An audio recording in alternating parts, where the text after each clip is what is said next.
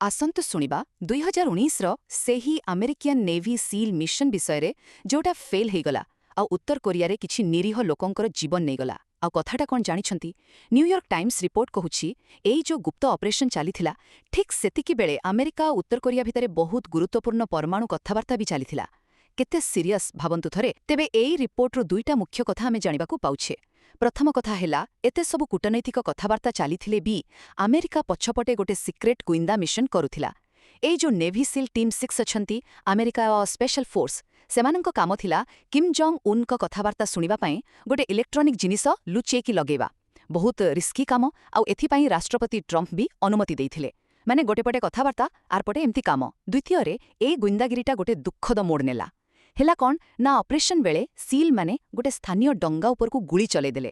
ଆଉ ସେଥିରେ ଥିଲେ ବୋଧେ ନିରସ୍ତ୍ର ସାଧାରଣ ଲୋକ, ଯୋଉମାନେ ବୋଧେ ଖାଲି ଶାମୁକା ଗୋଟଉଥିଲେ। ଭାବନ୍ତୁ, ଏଇ ଭୁଲ ଗୁଳିମାଡ଼ ପରେ ପୁରା ଗୁଇନ୍ଦା ଅପରେସନଟା ଗୋଟେ ବଡ଼ କୂଟନୈତିକ ସମସ୍ୟା ପାଲଟିଗଲା। ତେଣୁ ଏକ ସମ୍ବେଦନଶୀଳ କୂଟନୀତିକ ସମୟରେ ଆମେରିକାର ଏଇ ଗୁପ୍ତ ସାମରିକ କାର୍ଯ୍ୟ ପୁରା ଓଲଟା ପଡ଼ିଲା ଆଉ ନିରୀହ ଲୋକଙ୍କର ଜୀବନ ଚାଲିଗଲା।